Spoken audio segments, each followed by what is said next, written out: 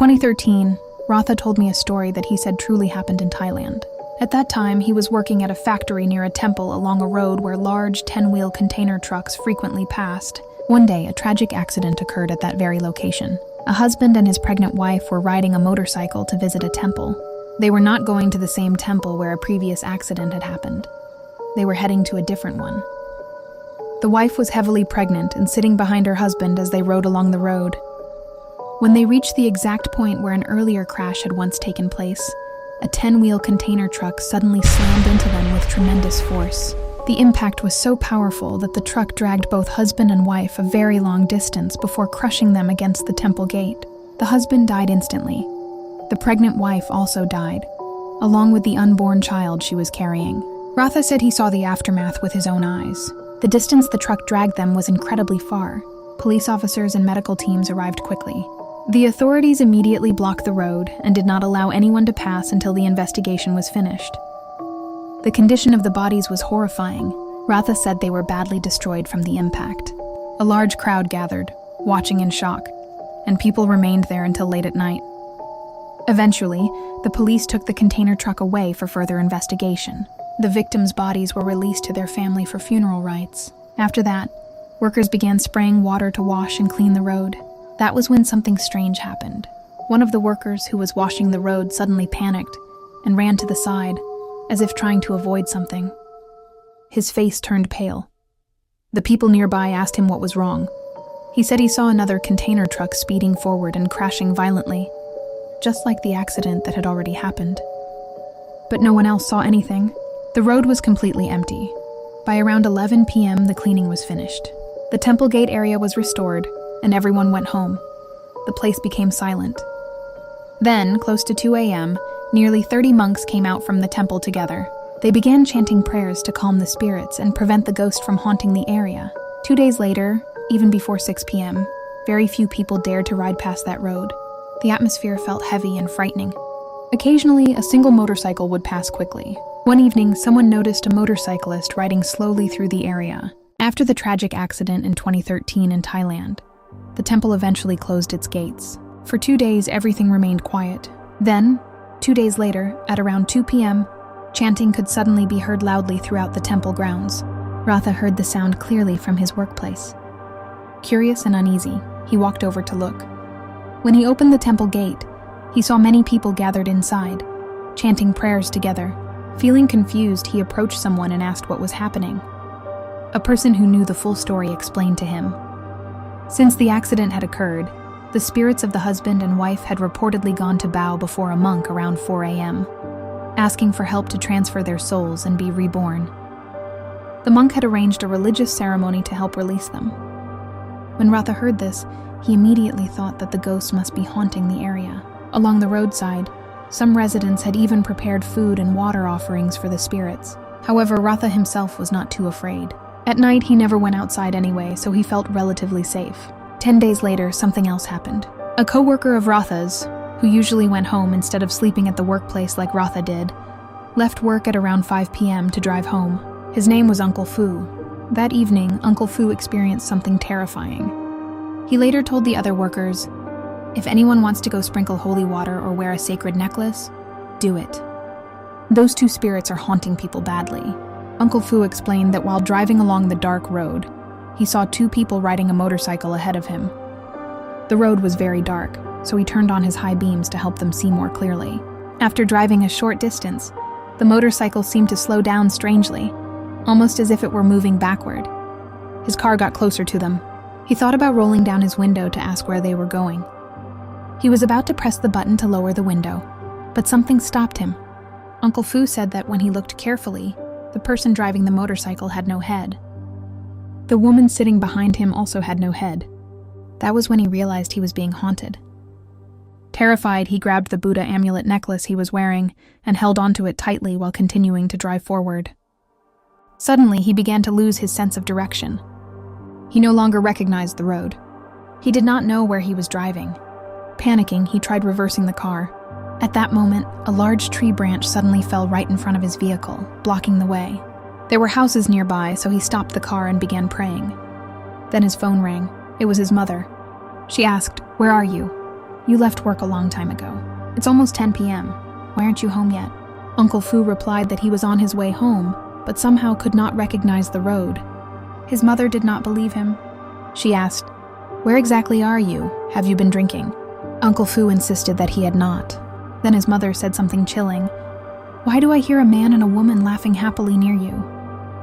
Uncle Fu was shocked. He said, "No, I'm alone." He then asked his mother, "What are they saying?" His mother replied, "I hear them saying, 'Leave this place and go somewhere else.'" When Uncle Fu heard that, he told his mother, "That's enough, I'll hang up now." He started driving again, praying continuously to Buddha and calling upon his mother for protection in his heart. Eventually, he began to recognize the road. He realized he was finally on the familiar route leading home. Relief slowly filled him. He told himself, "It's over. I'm almost home." He drove slowly into his yard. His mother came outside and immediately asked, "Where did you go? Why is your car covered in dirt?" He did not answer right away. Instead, he took out his phone, turned on the flashlight, and examined the car carefully. What he saw made his blood run cold. There were dried blood stains stuck near the steering wheel area of his car. His mother asked again, "What did you do?" He then told her the entire story. After hearing everything, his mother told him to go to the temple immediately to have holy water sprinkled on him for protection. When Uncle Fu went to the temple to receive holy water, the monk told him something serious. After sprinkling the holy water, the monk said that the spirits haunting the area were Tai Hong ghosts, spirits of people who died suddenly and violently. The monk predicted that those living or staying near that place would not have peace. He warned that it could even cost human lives if the spirits were not properly appeased. He then gave Uncle Fu a sacred boundary thread for protection. After returning, Uncle Fu told everyone at work what had happened. The workers became very afraid. Ratha admitted that he was scared too, but he refused to let his imagination create things that were not there. Even so, many workers went to the temple to ask the monk for protective threads. Each person received one. Ratha also received one like the others. Later, the boss announced that everyone who had been sleeping inside the warehouse must move outside because he needed the indoor space for storage. The employees agreed and began sleeping outside. After that, some workers claimed they were being haunted at night. Ratha still did not truly believe in ghosts, until he saw something with his own eyes. One night, Ratha rode his motorcycle out to buy food. He went with a friend. When they arrived at the place where he wanted to eat, the food he was craving was not available. Ratha suggested returning to their sleeping place, but his friend said, "Let's go a little farther." So they continued riding until they found another place. They sat down and ate, talking casually. Time passed quickly, and before they realized it, it was already 10 p.m. When Ratha started riding back, a sudden realization hit him. The road they were taking was the same road where the deadly traffic accident had happened. The road where the pregnant woman and her husband had been killed and dragged to the temple gate. The night felt unnaturally quiet. There were very few vehicles. The air felt heavy and cold. As Ratha rode closer to the accident spot, his heart began to beat faster. He could not explain why, but he felt uneasy. The streetlights flickered faintly. Shadows stretched across the road. He told himself not to be afraid, but deep inside, he knew he was riding directly through the place where people had died violently. And that was when everything began to feel different. They didn't want to ride, but they had no choice because there was only that road. One of them believed nothing would happen because his friend was wearing a sacred necklace. There were other people riding vehicles along the road too, so they thought it should be fine. "Are you scared?" one asked. "No, it's nothing," the friend replied. "I have a holy necklace." Ratha reached out to touch the necklace, but he couldn't find it. "Wait, when did it fall off?" his friend said nervously. "It's okay," Ratha answered. "I have one too." As they rode closer to the place, Lin, who was driving the motorbike, suddenly said he didn't dare to go forward. He slowly backed up the bike. "Ratha, is there another way?" Lin asked. "No, there isn't." "What's wrong?" Ratha replied. "There are so many people ahead. Do you see what I see?" Ratha looked carefully. He saw it too. They weren't even at the pagoda yet, but there were many people standing on the road. "What are they doing there?" they wondered. "It's nothing. Just ride," Ratha insisted. Lin gathered his courage and rode forward, passing into the crowd. As they moved closer, Lin noticed that the people standing around were looking down at someone lying on the road, as if there had been a traffic accident. Lin turned his head to look at the person lying there. Suddenly he froze. The person lying on the road had Rotha's face. It was Rotha's face and Rotha's clothes. Lin screamed, "Rotha, you're riding with me right now. Are you the real Rotha or a ghost?" Rotha was confused and shouted back, "What happened? What's wrong?" They finally reached the place. Lin dropped the motorbike and tried to run. Rotha ran after him and grabbed him, but Lin shouted, "Don't touch me! Don't touch me!" People around them were shocked and began asking questions. "Where did you come from?" The boss came out after hearing the noise. When he saw Lin's condition, he immediately understood something was wrong, like he had been possessed or frightened by a ghost. They brought Lin into a room. He seemed like a man who had lost his senses. Rotha told everyone the whole story. Then the boss said, "Rotha, can you go back to that place with me?" Rotha hesitated. "I can go, but what do you want me to do there?" The boss replied, "Okay, just come." He called 3 more men to go with them. They got into a car and drove back toward that place. When they arrived, the car stopped in front of the pagoda gate. The boss told Rotha to get out of the car and walk into the pagoda first, while he would follow behind. Rotha did as he was told. They went inside the pagoda and bowed before the Buddha. After that, 4 monks came out. The boss and the others spoke with the monks. Then one of the monks told Rotha to take off his clothes. A temple boy brought a white cloth and wrapped it around Rotha's body. The monk instructed Rotha to walk around the vihara 7 times. As Rotha was walking, the monks raised their hands in prayer and began chanting. The boss and the other men also pressed their palms together and prayed. After some time, a monk said, "Stop for a moment. How many rounds have you walked?" 5 rounds, Venerable, Rotha replied. The monk continued, "If you hear anyone call your name, do not turn around. Do not answer them. Walk 2 more rounds." Rotha continued walking the remaining 2 rounds. He did not hear or see anything unusual. Meanwhile, one monk left the pagoda grounds and sprinkled holy water outside, as if he were negotiating or speaking with someone unseen. When the monk returned, he told Rotha, "You are free from danger now. You have a mole on the back of your neck, don't you?" "Yes, I do," Rotha answered, shocked. "When you leave, do not turn back to look at the pagoda. Just continue your journey straight ahead." Rotha got back into the car. On the way back, he felt sleepy and fell asleep in the car. When they were almost back at his workplace, someone woke him up. He stepped out of the car. As he walked away, he suddenly turned back and said, "Yes?" as if someone had called him. But no one there had called his name. No one understood why he answered. That night, the boss warned everyone, "Do not leave your place.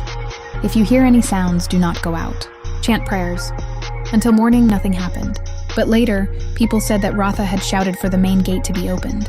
No one opened it. He had shouted, "Open the gate! Why are you leaving me outside alone?" But they knew it was not really Rotha. About a year passed. They thought everything had become quiet again. Then another traffic accident happened near that same place at around 3 a.m. There was a loud crashing sound. Some people only peeked from their homes. Those living near the pagoda did not dare to come out. Only the monks went outside. 2 motorbikes had collided.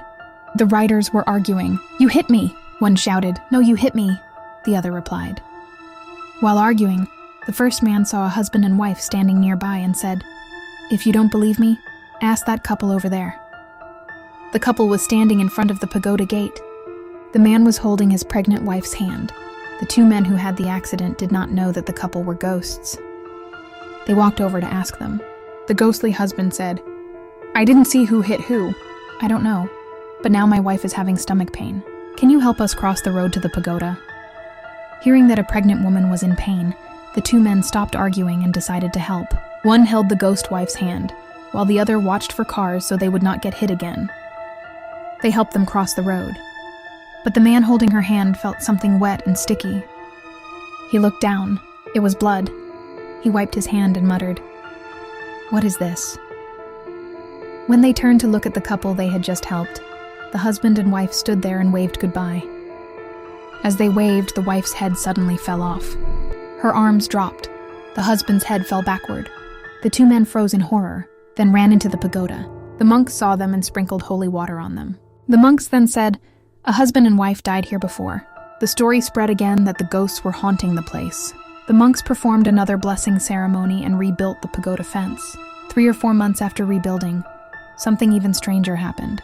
A 37-year-old woman died, and her body was brought to that pagoda for cremation. While they were pushing the coffin into the crematorium, a flock of crows circled above. As the body was pushed inside, the crematorium furnace suddenly exploded, shocking everyone. The monks witnessed it. One monk said, "Stop cremating bodies here. The female spirit does not allow it." People asked, "Which woman, Venerable?" The monk replied, "The woman from the husband and wife who died in front of our pagoda. Their bodies were not cremated here. Because they died in front of this pagoda, their spirits have become fierce and remain at the gate." He continued, "Do not use this cremation place anymore. The two ghosts are still standing at the pagoda gate." From that day on, the pagoda stopped accepting cremations. In the past, many people used to ride through and visit the pagoda. But now, no one dares to ride through there anymore.